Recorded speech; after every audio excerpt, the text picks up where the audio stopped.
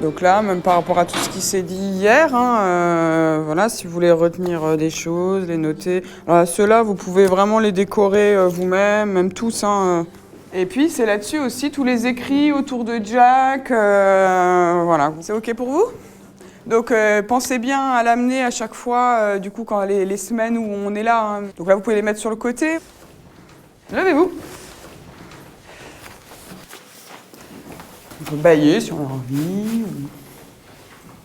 OK. OK, petit exercice, très simple. Ce geste-là, c'est un clap. Je vais faire un clap comme ça. C'est-à-dire que j'envoie une main à mon voisin, d'accord, en claquant. Et donc quand je te l'envoie, ça veut dire que tu as le pouvoir de l'envoyer à ton voisin, qui va l'envoyer à son voisin, qui va l'envoyer à son voisin. D'accord ?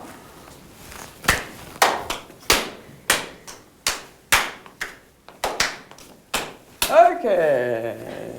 Pas trop mal. Bon, il y a des fois, on sent l'accélération d'un coup, on ralentit. Là, je vous propose autre chose, c'est de travailler avec votre prénom. C'est-à-dire chacun, vous avez un prénom, j'imagine. Et je vais vous proposer de vous présenter, c'est-à-dire de dire votre prénom avec ce qu'on appelle une signature corporelle, c'est-à-dire avec une humeur physique. Essayez de le faire, voilà, plus c'est impressionnant, mieux c'est. Alors, je te donne un peu d'espace.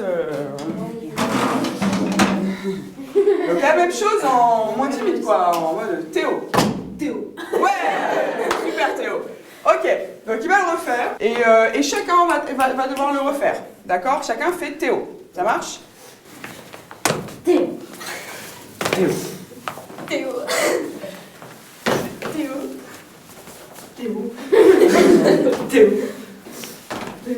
Bien. Quand vous dites votre prénom, vous essayez que le corps vous aide à le dire d'une certaine manière, d'accord ? C'est-à-dire, toi, tout en faisant ça, je sais pas si ça t'inspire quelque chose, mais disons ton prénom, tu essayes de le dire d'une certaine façon qui te présente aussi, ou qui en tout cas aille avec ta gestuelle, d'accord ?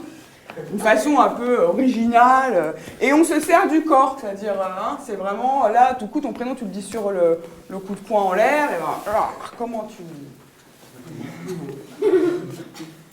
Vas-y. Ordonnant. Ah, exactement. Tu as tout à fait compris mon indication. C'est très bien.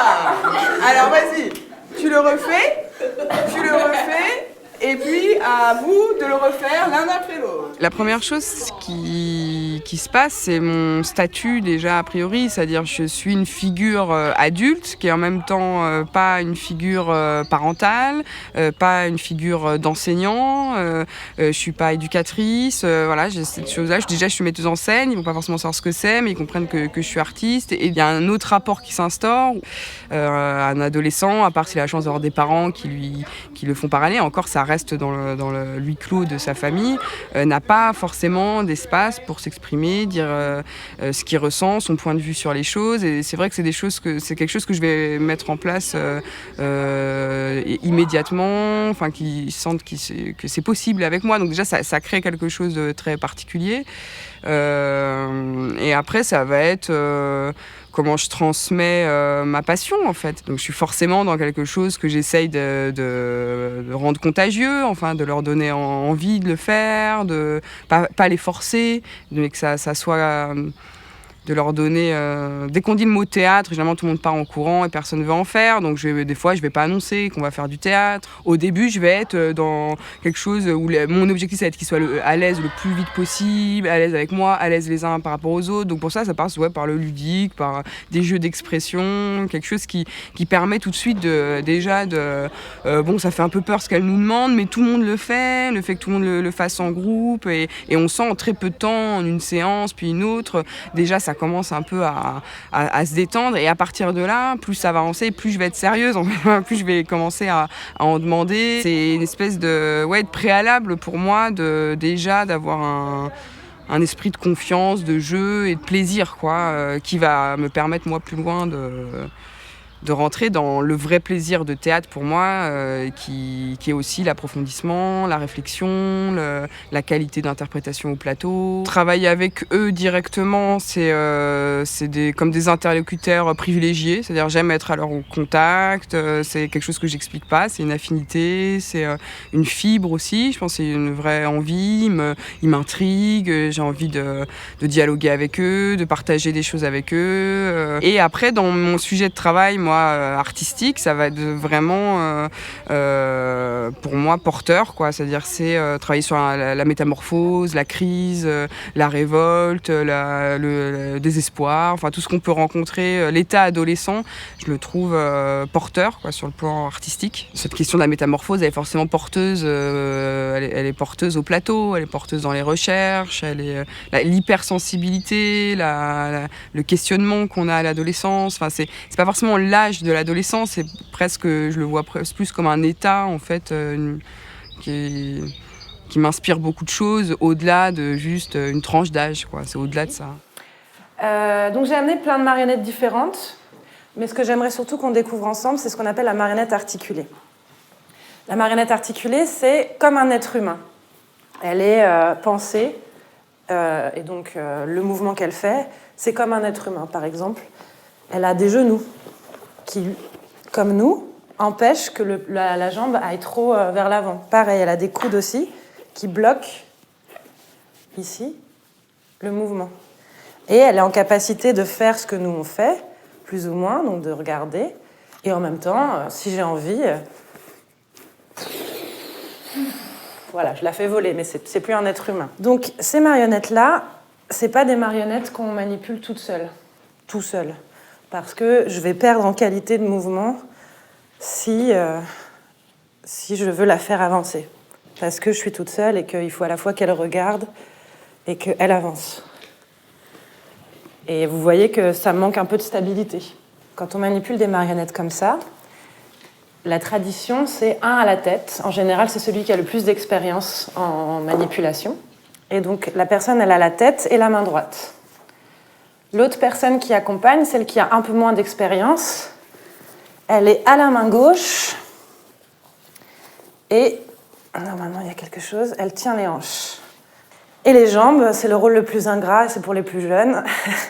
La personne est derrière, elle est aux jambes et elle suit la tête. Et quand la tête décide d'avancer, elle pose le pied et elle repose l'autre pied. Tous ceux qui manipulent la marionnette sont au service de la marionnette. Je vais juste bouger la tête et elle vit. Chaque geste, chaque mouvement a son temps. C'est-à-dire, voilà, je bouge la tête, je regarde, la main agit, peut-être la tête avance encore. Vous voyez, c'est des temps pour chaque mouvement. Et après, on verra comment vous rentrez en jeu. Vous voyez, moi, je suis à côté et vous regardez la marionnette. Mais je peux être avec elle. Si je me mets à ce niveau-là et qu'elle me regarde et que je la regarde, qu'elle réagit, que je réagis, ou qu'elle sait que je suis là parce qu'elle me voit, moi, je peux être là aussi avec elle. Je peux lui imposer des choses. Soit je suis derrière et elle est seule, et ça marche par quoi? Vous voyez quelque chose de différent entre ça et ça?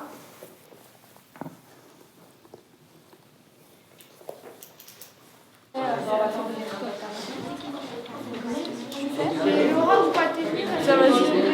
On a où? Avec Utah, vous pouvez rester là. On reste là? Bon alors, tu vas voir. Vous pouvez aller dans la salle et essayer de... On peut complètement faire danser. Tu peux soit faire des claquettes, soit faire un... Lui, il est très bon au... Comment on dit? Hip-hop, break, il fait des équilibres sur les mains. Ah bon? Ouais, vous pouvez vraiment le retourner. Et tu vois, il est plutôt balèze, je trouve. Il a les jambes très souples. Quand on veut mettre en place des projets d'éducation artistique, il y a ces trois piliers qui sont plus ou moins réunis dans un projet. Il y a des projets où c'est uniquement l'accès aux œuvres. On va par exemple voir des films au cinéma, et puis c'est tout, et c'est déjà très bien. Ça peut déjà être très bien. Et puis après, il peut y avoir le second pilier qui est celui de la pratique. Et donc après, tout ça se décline en différents formats de projets. Celui de la résidence est quand même tout à fait intéressant parce que d'une part il permet aux participants de cette résidence, ici des collégiens, d'être au contact des artistes sur un temps assez long, et ça c'est quand même, la durée est importante. Temps long de coexistence entre l'artiste et les enfants et les jeunes, temps de pratique. Dans cette résidence au collège de Mirebeau-sur-Bèze, par exemple, avec la compagnie Mani, Vincent Rognard, les collégiens ont pratiqué le jonglage de manière pérenne.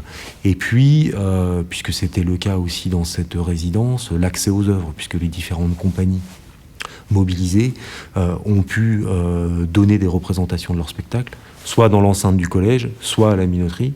Et là, on a un cran, une couche supplémentaire dont on parlait tout à l'heure, à savoir ces jeunes gens sont venus à la minoterie avec tout ce que ça comporte sur la question de la mobilité et on peut l'imaginer, de la confiance en soi que ça génère, etc., d'aller à la rencontre de l'étranger, parce que là, j'utilise ce terme fort à propos. Donc après, lorsqu'ils seront plus grands et qu'il s'agira, je ne sais pas, d'aller passer un entretien d'embauche, ils auront acquis des facultés, des capacités à se déplacer. Donc on est sur ce type d'enjeu. Faire bouger les lignes. Au ministère de la Culture, à la DRAC, singulièrement sur les questions d'éducation artistique, on travaille avec d'autres institutions, on ne travaille jamais tout seul. Là, puisqu'il s'agit d'un projet de résidence longue dans un collège, on a travaillé avec l'Éducation nationale, avec la délégation académique à l'action culturelle du rectorat de Dijon. Et puis, en fait, ce projet, il a été pensé aussi comme un levier pour structurer la politique d'éducation artistique du territoire sur lequel est placé le collège de Mirebeau-sur-Bèze, en l'occurrence le pays Val-de-Saône-Vingeanne, qui regroupe un certain nombre de communautés de communes. Moi, j'étais en contact avec le chargé de développement culturel de ce territoire, un monsieur qui s'appelle Samuel Lamy, avec qui on avait commencé à discuter de l'avènement d'un outil qui s'appelle Contrat local d'éducation artistique. Il y avait cette réflexion entre ces différentes institutions et une rencontre d'objectifs communs. La minoterie, dans son projet, met en œuvre chaque année une résidence sur un territoire de Côte d'Or. Agathe Lorne de la minoterie s'est tournée vers moi pour me demander si j'identifiais un territoire opportun où il y avait des enjeux, les enjeux que je viens de décrire. J'ai parlé de ce territoire et à partir de ce moment-là, on s'est mis ensemble autour d'une table pour imaginer quelque chose et ça a donné comme résultat cette résidence. Du coup, j'essaye d'équilibrer un peu les groupes. 2, 3, 4, 5, 6, 7, 8. C'est bon à peu près ? Ok, super. Voilà. De toute façon, on va faire à peu près la même chose. Et que j'aimerais bien qu'on travaille en musique avec la marionnette. Du coup, pour tout le monde, on va choisir des musiques que vous travaillez avec votre prof de musique, mais aussi des musiques que vous écoutez. Tout ça. Dans l'idée, je voudrais vous proposer d'apprendre à faire une chorégraphie, c'est nous qui la décidons, qu'on travaille une manipulation des 2 marionnettes en groupe. Donc l'idée, c'est de faire un petit spectacle, si vous voulez, en cours de récré. Bon, du coup, on commence avec ce groupe-là ? On va là-bas ? Ouais, super. L'idée, c'est de faire avec de travailler une chorégraphie sur la musique de Christophe Colomb. Donc là, moi, quand je l'ai entendu, je me suis dit qu'on pouvait vraiment faire plein de choses, comme si Jack, il arrivait sur la Lune au ralenti et qu'il découvrait des... Enfin, on va l'imaginer ensemble. D'abord, je voudrais qu'on fasse tous un exercice, que vous vous écartiez un peu. On va juste essayer de faire regarder la marionnette. Comme je vous expliquais hier dans le spectacle, le plus important pour une marionnette, c'était son regard. C'est comme ça qu'on a l'impression qu'elle vit un peu. Vous vous souvenez ? L'orientation directionnelle. Elle te regarde ? Ok.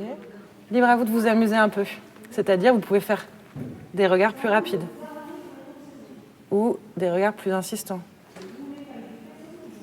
Voilà. Là, c'est vraiment comme vous voulez. Qui c'est qui y va, qui essaye ? C'est une manière de transmettre une pratique artistique Pas forcément dans les codes dans lesquels je les ai appris, c'est-à-dire je ne vais pas donner des cours à des professionnels, mais je vais essayer de transmettre ma vision, ce que ça m'apporte, et pour en tout cas faire en sorte que ça apporte quelque chose aux participants de l'atelier. Pour moi, c'est pas tant enseigner une discipline que de faire en sorte de la partager vraiment en fonction du public, quoi, et de son âge, de son milieu social, de comment il peut l'utiliser dans sa vie, que ce soit des enseignants, des plus jeunes, pour qu'ils puissent l'utiliser après, en fait, pour que ça reste. Moi, j'ai pas envie d'arriver quelque part et de dire la marionnette c'est ça, vous devez faire ça, ça, et puis tout ce que je vous dis, j'aimerais au maximum que vous puissiez vous emparer de l'outil, qu'il vous parle à vous et que, au mieux, vous continuez de le pratiquer plus tard, quoi. Ce qui m'a plu tout de suite, c'était l'idée d'avoir un temps qui soit pas juste une après-midi ou 2-3 jours de présence à la fois dans un endroit inconnu et donc nous d'être en immersion ailleurs que dans un théâtre. Et aussi le fait qu'on puisse être tous les trois, le fait qu'on soit des artistes de différentes disciplines et qu'on ait le temps de se retrouver, et le temps de voir un peu comment on pratique. En fait, on est à la fois des artistes différents, mais on a tous les trois quand même une activité forte de médiation, en fait, et une envie forte de transmettre chacune de nos disciplines. Donc c'était un peu regroupé deux de nos qualités artistiques, on va dire, à la fois faire des ateliers, se rencontrer au travers de cette pratique d'atelier, et en même temps continuer de se rencontrer artistiquement dans la recherche autour de chacune de nos créations, et aussi la perspective de peut-être créer quelque chose ensemble, de s'inspirer mutuellement pour construire un autre projet.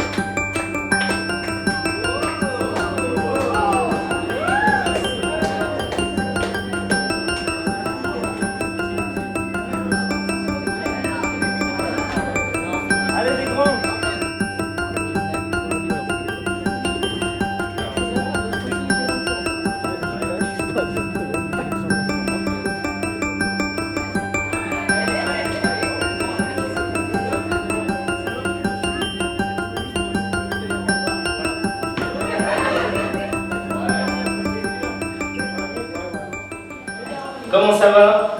Bien. Eh ben moi je suis content de vous voir. Donc,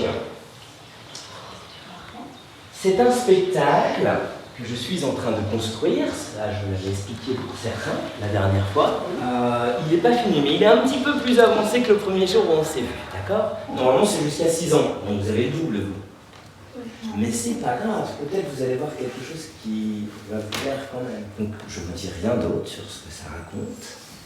Je vais commencer, et puis on va en parler après. Ça vous va? Vous avez 20 minutes à consacrer?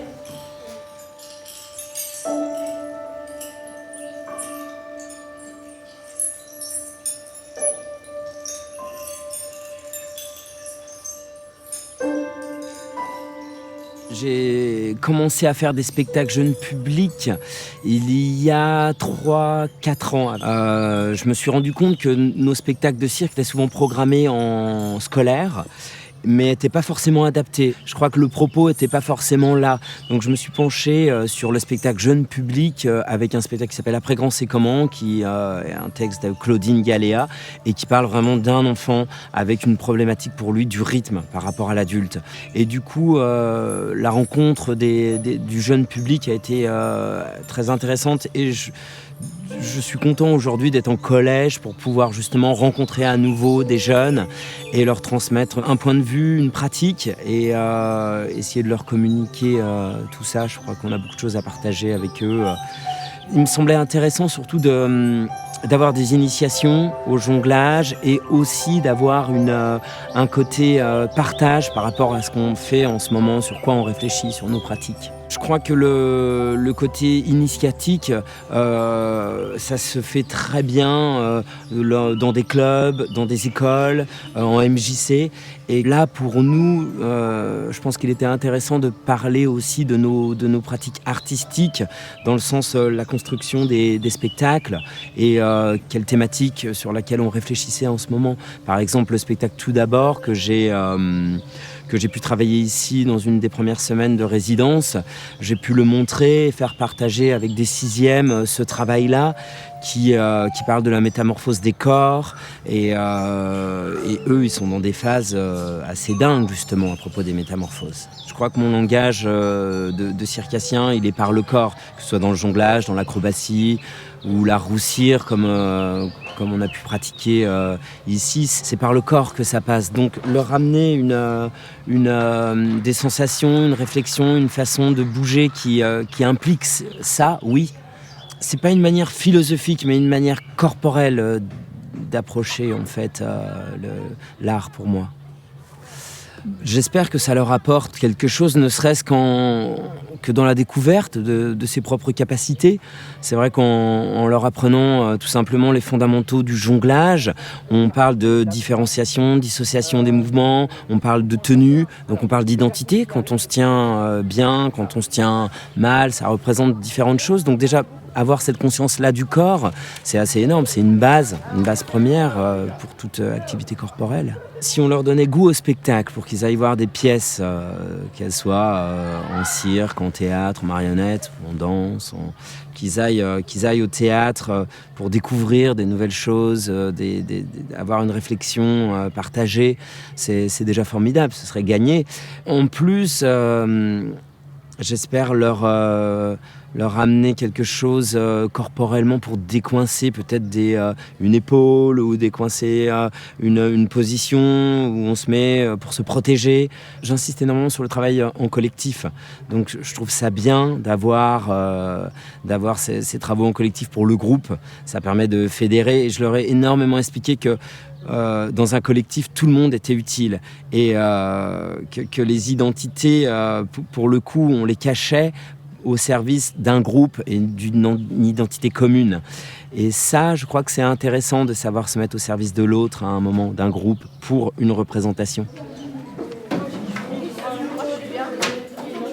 Alors, bonjour à tous. Est-ce que vous avez des souvenirs de ce qu'on a fait il y a 2 mois ? Moi, je me rappelle 3 choses et je voudrais qu'on s'en souvienne ensemble. La première, au tout début, on avait essayé de définir des mots. Je ne sais pas si vous vous en souvenez. On avait vu qu'il y avait des mots sur lesquels on sait ce que c'est, parce que c'est une réalité, tout simplement. Je sais ce que c'est un sac, parce que je l'ai toujours entendu, et on va tous être à peu près d'accord sur ce que c'est un sac. Il y a des mots, on ne le sait pas par l'expérience, mais on le sait parce qu'on l'a appris. Je crois qu'on avait pris l'exemple de l'adjectif. Un adjectif, ça ne se voit pas, ça ne se touche pas, mais on sait ce que c'est parce qu'on l'a appris.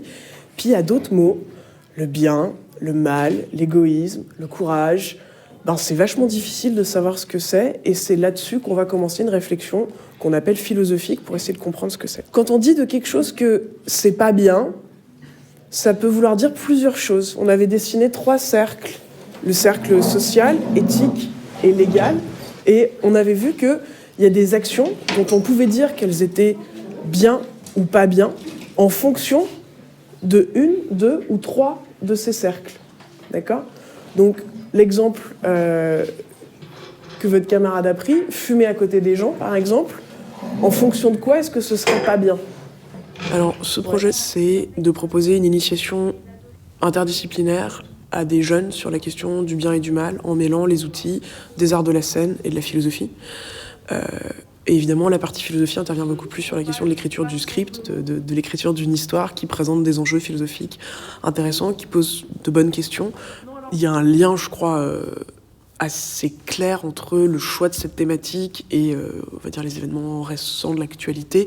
C'est-à-dire, c'est de sensibiliser les jeunes à la question du bien et du mal dans un contexte que certains qualifient de perte des valeurs, de perte des repères, etc. Est-ce que la philosophie n'aurait pas un rôle à jouer quelque part entre les idéologies religieuses qui n'ont pas leur place à l'école et qui n'ont pas leur place dans une éducation laïque et le simple cadre légal. C'est pas parce que quelque chose est interdit que c'est forcément mal et c'est pas parce que c'est mal que c'est interdit.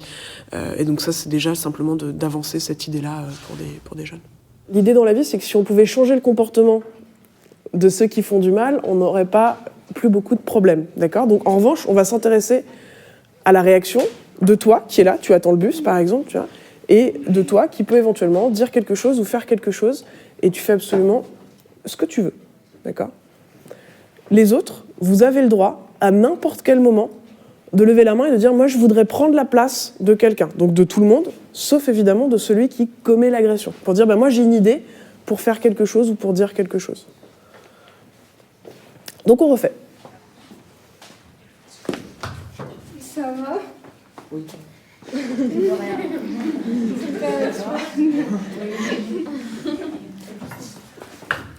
T'as un problème, il t'a rien fait, hein.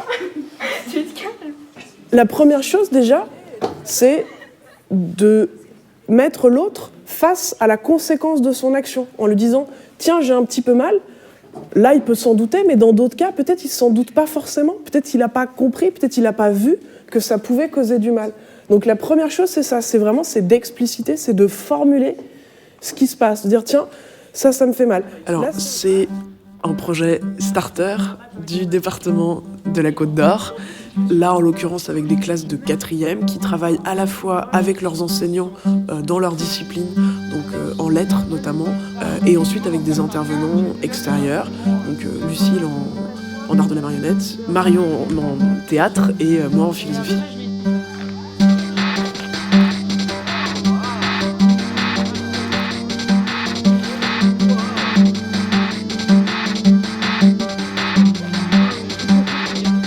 La résidence de Mirebeau a été une expérience assez intéressante. Elle est pour le conseil départemental une expérience un peu innovante. On est plutôt aujourd'hui sur un format court. Et donc là, on avait un projet qui se déroulait sur l'ensemble de l'année, qui associait un ensemble d'intervenants ou d'institutions assez conséquents et avec un objectif de permettre à la jeunesse du territoire d'avoir cette approche de la culture, de l'acte artistique et dans des domaines aussi variés que le théâtre ou le cirque.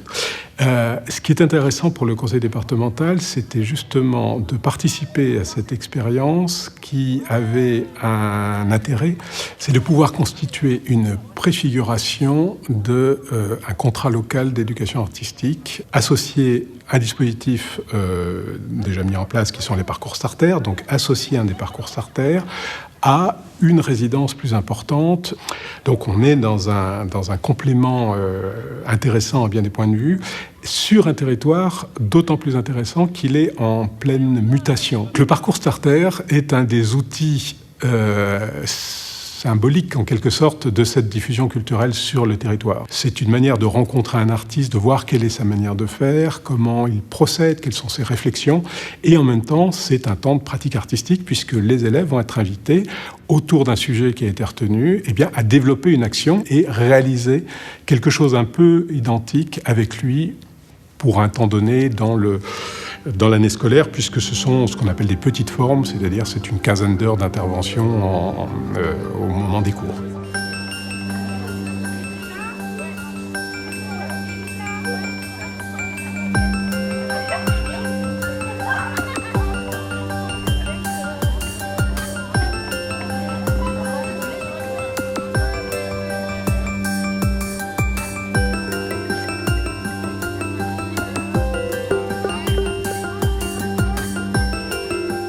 J'ai commencé à leur exposer ce dont il s'agissait et puis à leur proposer des travaux qui étaient soit des travaux d'écriture, soit des recherches lexicales, avec comme support la marionnette de Jack. Et donc, au long cours, nos relations de travail se sont modifiées parce qu'il y avait un travail qui était adossé à la réalisation d'un projet. Et ils attendaient de rencontrer Lucille et de rencontrer Marion. Non pas comme un aboutissement de ce que nous avions pu travailler au préalable, non, mais comme une étape de ce projet au long cours qui allait nous occuper pendant des mois.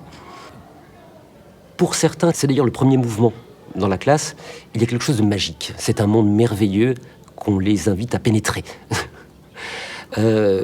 Au-delà, évidemment, ça s'inscrit pour nous, au sein du collège, dans les projets d'éducation artistique et culturelle. Donc on croit nécessairement à l'enrichissement de l'enfant. Notre mission, c'est de faire en sorte, sans doute, que l'enfant soit plus riche, je ne dis certainement pas meilleur, mais plus riche lorsqu'il sort du collège qu'il n'y est entré. Eh bien, ce sont les ingrédients qui permettront justement d'assurer leur construction. Voilà. Oui, ça vient à l'encontre de leur représentation. Et parce que ça vient à l'encontre de leur représentation, ça va sans doute avoir un rôle incitatif. Voilà, ça ne nous est pas étranger. Ça n'est pas pour d'autres que nous. Nous ne sommes pas trop petits, nous ne sommes pas trop éloignés de telle métropole, nous ne sommes pas trop bêtes, diront certains, ou trop peu cultivés. Nous n'avons pas, pour avoir droit de rencontrer des artistes de ce type et pour que ces artistes s'intéressent à nous. Parce que durant tout le projet, les artistes se sont intéressés à eux. Le climat qui règne en classe maintenant, lorsque nous menons la classe de façon plus traditionnelle, n'est certainement pas le même. Déjà, d'emblée.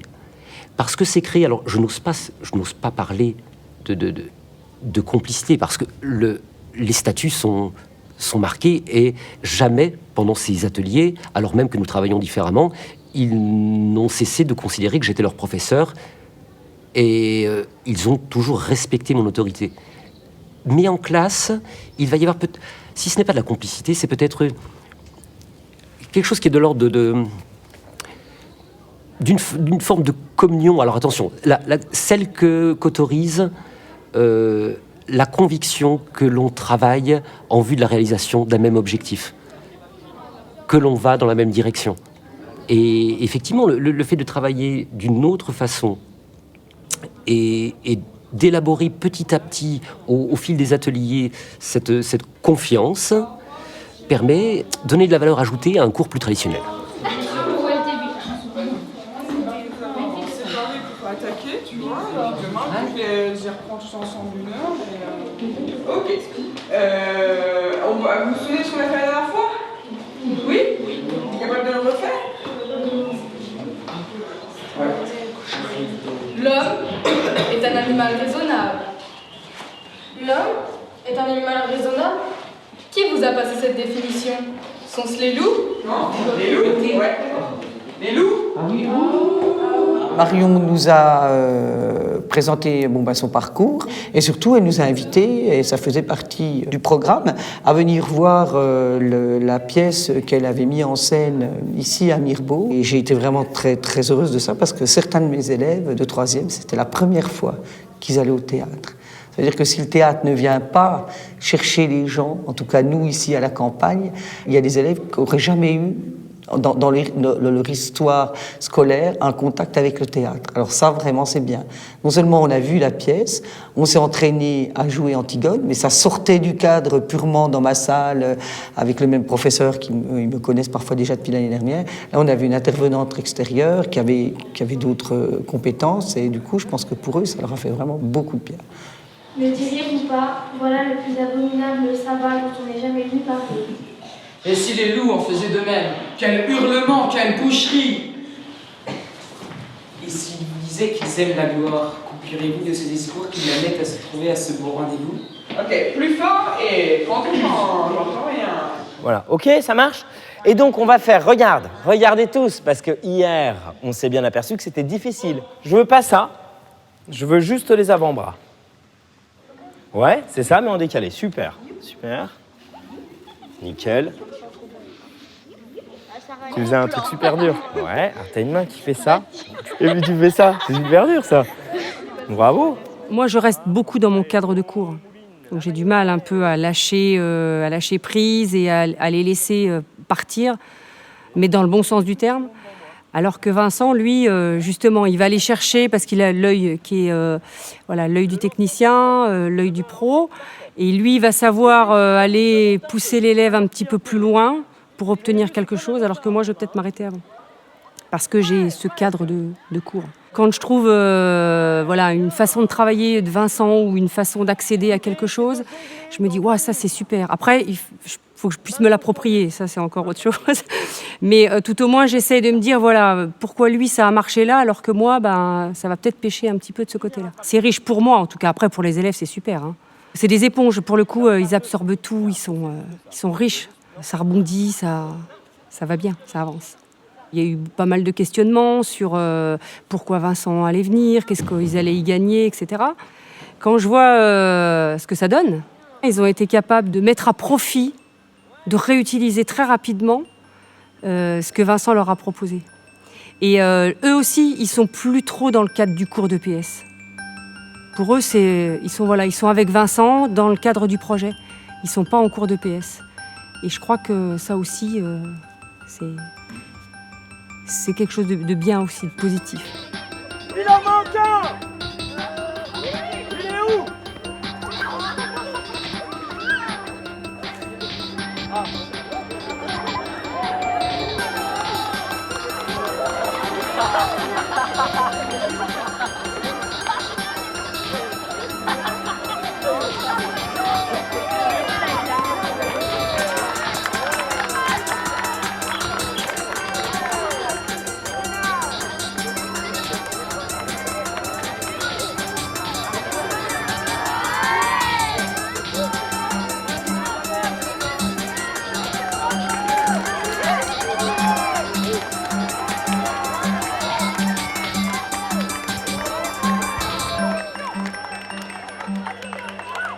Préciser qu'on est sur un territoire rural qui est situé entre des grands pôles d'attractivité, Dijon, Besançon, Dole.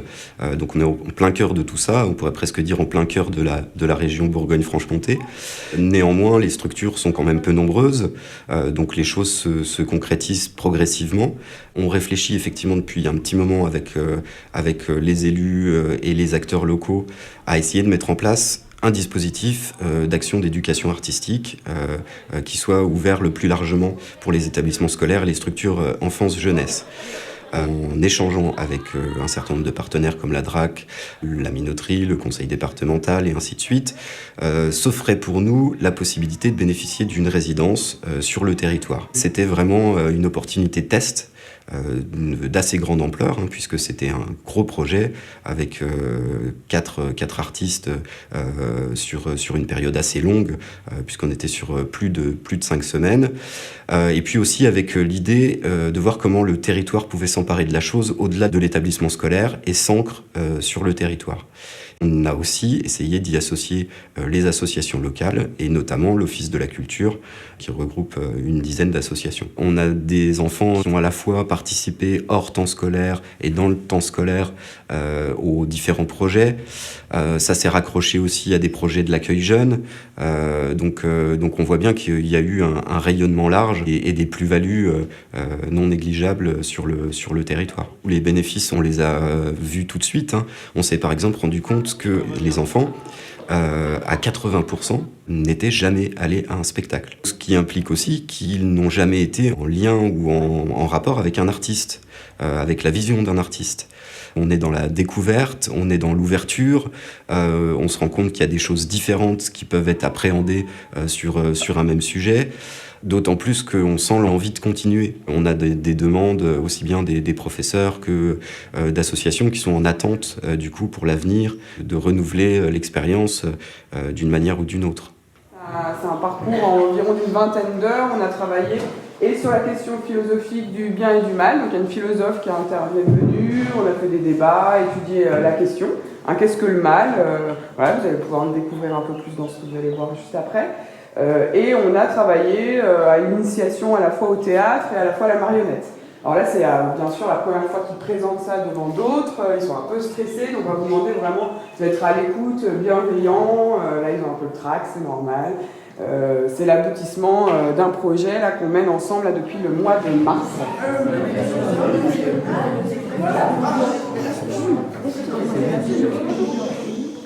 On raconte que Jack a fait quelque chose de mal. Quelque chose de mal. Mais quoi? On dit que Jack n'est pas intervenu pour défendre son ami qui se faisait racketter sous ses yeux. Non, ce n'est pas ça. Il n'est pas intervenu pour empêcher son ami Mardi de tabasser violemment un inconnu dans la rue. Mais non, pas du tout. Il n'est pas intervenu pour protéger un inconnu qui se faisait frapper par d'autres inconnus. Il est même recherché par la police. Non, non, Jack a vendu de la drogue et son frère a voulu en empêcher, mais la police est arrivée et c'est son frère qui s'est fait arrêter à sa place. Alors qu'il n'avait rien fait. C'est horrible. Moi, j'ai plutôt entendu dire qu'il a déclenché l'alarme incendie pour aider un de ses amis qui stressait pour son examen. Jack a fait quelque chose de mal. Mais quoi? Quoi? C'est une belle journée de juin. Il fait beau, les petits oiseaux chantent et les petits lapins gambadent dans les fleurs. Tout le monde est content, tous les ornithorynques sont contents, tout le monde est content. Sauf Jack. Jack est au chômage, car il a été renvoyé de son usine qui a fermé il y a 2 jours. Il n'a plus d'argent et il va peut-être être obligé de vendre sa maison. Il n'a plus que Denis, son ornithorynque, sur qui compter.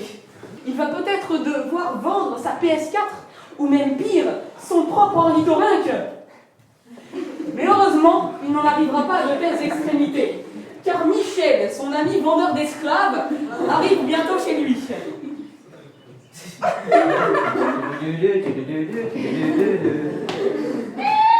Oh! Cela fait 2 ans que Jacques et Michel ne se sont pas vus. Ça fait 2 ans, ça fait oui. La question est de savoir quelle attitude adopter en cas d'agression. Étudions l'histoire du point de vue de l'agresseur. Voici l'agresseur. Et du point de vue d'un éventuel témoin. Si, le témoin. Nous ne modifierons pas le scénario de l'agresseur.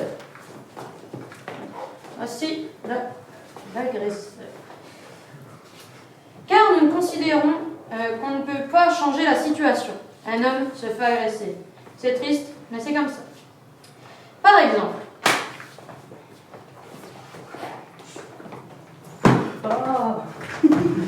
violent, n'est-ce pas? Mais ne dit-on pas que l'homme est un loup pour l'homme? Que ressentent nos personnages à ce moment précis? L'agresseur. Je me sens fort. Très, très, très fort. J'ai le pouvoir. J'adore ça. Mais franchement... Et l'agressif. Il m'a fait très peur. Je ne sais pas pourquoi il m'a fait ça. Maintenant, je me sens tout faible et impuissant. On a le devoir d'ouvrir au maximum l'esprit de nos élèves, qui sont quand même les futurs citoyens de demain, à ce qui se passe autour d'eux, à leur esprit critique. Alors l'esprit critique dans tous les sens, au sens visuel, au sens auditif, voilà, au sens philosophique, j'ai envie de dire. Et ça se fait par la culture et ça se fait très tôt. Et on le voit parce que les élèves s'approprient ça très vite. Donc, quelque part, ils n'ont pas forcément compris où on veut les emmener, mais ils y ont un intérêt. Ça leur permet plus de tolérance. On ne comprend pas forcément toujours tout dans l'art. Il y a des choses qui nous parlent, il y a des choses qui ne nous parlent pas. Mais ça va leur permettre de voir tout ce qui existe. Et du coup, j'espère, je pense que ça fonctionne d'ailleurs comme ça pour la plupart d'entre eux, de prendre du recul sur les choses. L'importance de leur offrir de la culture très jeune, c'est que ça leur permet peut-être de faire un choix dans leur vie privée, mais aussi dans leur vie professionnelle. Donc il y a toutes les gammes possibles. On a ce pouvoir et j'ai envie de dire maintenant, on l'a même encore plus en tant que devoir. On leur crée un parcours, c'est-à-dire un continuum sur toute leur scolarité et on va leur donner la possibilité de faire des vrais moments de culture et de se dire voilà, ça c'est un livre de français, c'est aussi une œuvre d'art. Donc en quoi c'est une œuvre d'art? Ça va leur permettre une approche différente. Et ça, on a l'obligation avec le parcours d'éducation artistique et culturelle. Donc c'est très bien parce qu'on le faisait déjà. Mais là, on l'appuie et puis en plus, on se dit, on commence très tôt Et puis on nourrit ça au fur et à mesure des années. Et ça, c'est vraiment le côté très intéressant de la chose. On tenait à tous vous remercier. On est très heureux de vous avoir rencontrés les uns et les autres, d'avoir eu ces espaces-là avec vous pour créer, imaginer, échanger, travailler. Donc bravo pour tout ce cycle d'atelier, pour votre capacité de réflexion, d'analyse, votre plaisir de jeu, votre autonomie, votre sensibilité. Enfin, c'était un vrai bonheur d'être ici. On m'a initiée à faire de la marionnette. J'ai fait des exercices de théâtre pour mieux parler en public. On a pu assister à des spectacles au collège. C'est même mieux qu'en cours. On apprend, on écoute, on s'intéresse beaucoup plus et on peut participer. On peut participer beaucoup plus et ça nous aide, je pense. Ça va nous aider plus tard. C'est génial en fait, parce que maintenant, on me disait, quand je passais pour faire une pièce de théâtre avec mon prof de français, j'étais stressée, j'avais peur, alors que là maintenant, on me demande de passer, j'y vais direct et j'ai du plaisir à passer, parce que maintenant j'y arrive, alors qu'avant j'avais plus de mal en fait. Mais une résidence artistique, c'est un des outils qui permet d'aller au-devant des publics qui feraient pas la démarche nécessairement de franchir la porte d'un théâtre, même si le théâtre est à l'autre bout de la rue ou en face de chez eux. La question de l'éloignement d'un art est pas forcément une question de distance géographique. Il y a dans ces résidences l'opportunité de rencontrer tous les élèves d'une même classe d'âge, donc qu'ils soient avec des parents qui les y amènent d'habitude à la maison le samedi ou le dimanche, ou qu'ils soient très éloignés ou étrangers à ces pratiques-là. La résidence, ça permet de créer un premier pas pour tous, et un pas peut-être plus complémentaire pour certains plus habitués. En tout cas, c'est une occasion très démocratique et très démocratisante de parler d'art dans des endroits où on n'en parle pas beaucoup. Donc dans tous ces lieux du monde scolaire qui sont toujours un tout petit peu difficiles pour faire naître la poésie, c'est bien qu'il y ait des artistes qui veuillent se confronter à ces endroits-là. Donc il faut faire toutes les démarches.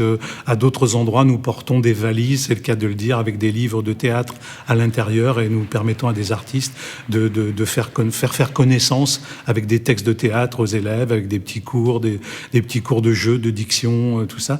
Encore une fois, les publics évoluent. Les enfants ont d'autres types de cultures dominantes.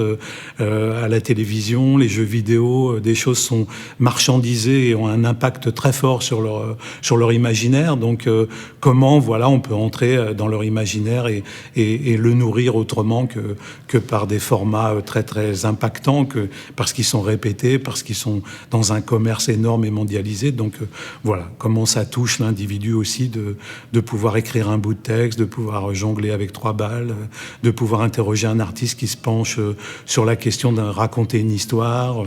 C'est retrouver un peu des modes d'approche plus homéopathiques.